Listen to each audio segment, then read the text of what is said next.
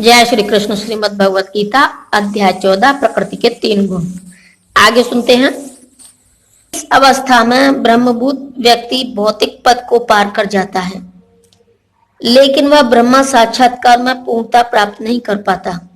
यदि वह चाहे तो इस ब्रह्म पद पर बना रह सकता है और धीरे धीरे परमात्मा के साक्षात्कार को और फिर भगवान के साक्षात्कार को प्राप्त हो सकता है। वैदिक साहित्य में इसके उदाहरण भरे पड़े हैं। चारों कुमार पहले निराकार ब्रह्मा में स्थित थे, लेकिन क्रमशः वे भक्ति पद तक उठ गए। जो व्यक्ति निराकार ब्रह्म पद से ऊपर नहीं उठ पाता, उसके नीचे गिरने का डर बना रहता है।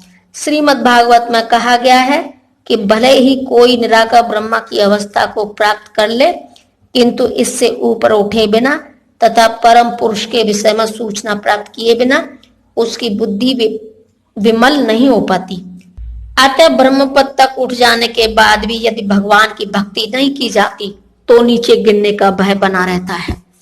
वैदिक भाषा में यह भी कहा गया है, रसो वैसह रसम हो यावत लब्ध्यानंदी पवती। इसके आधार भगवान श्री कृष्ण जान लेने पर मनुष्य वास्तव में दिव्य आनंदमय हो जाता है।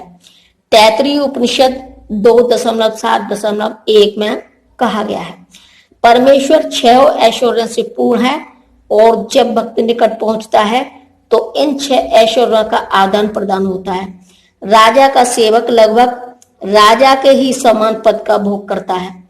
इस प्रकार के शाश्वत सुख, अविनाशी सुख तथा शाश्वत जीवन भक्ति के साथ साथ चलते हैं।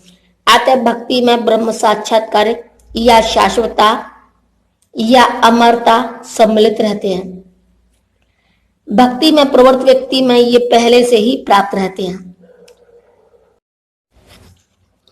जीव यद्यपि स्वभाव से ब्रह्मा होता है, लेकिन उसमें भौतिक जगत पर प्रभुत्व जताने की इच्छा रहती है, जिसके कारण वह नीचे गिरता है। अपनी स्वाभाविक स्थिति में जीव तीनों गुणों से परे होता है, लेकिन प्रकृति के संसर्ग से वह अपने को तीनों गुणों सतो, रजो तथा तमो गुण में बांध लेता है।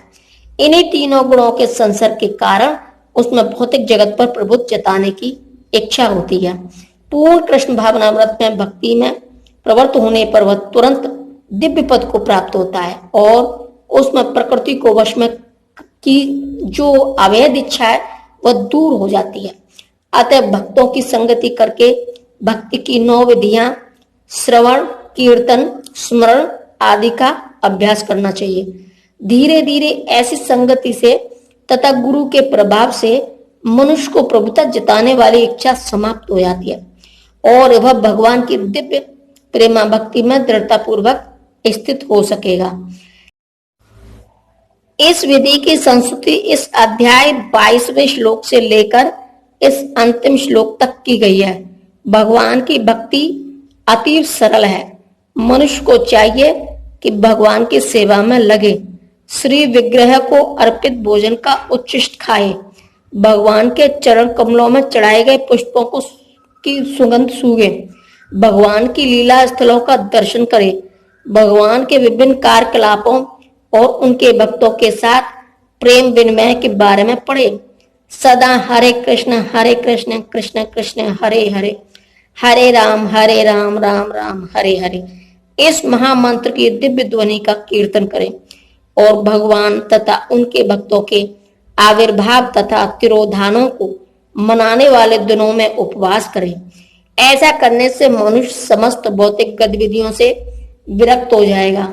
इस प्रकार जो व्यक्ति अपने को ब्रह्म ज्योति या ब्रह्म बोध के विभिन्न प्रकारों में स्थित कर सकता है, वह गुणात्मक रूप में भगवान के तुल्य है। इस प्रकार श्रीमद् भगवत गीता के 14वें अध्याय प्रकृति के 3 गुण का भक्ति वेदांत तात्पर्य पूर्ण हुआ। जय श्री कृष्ण।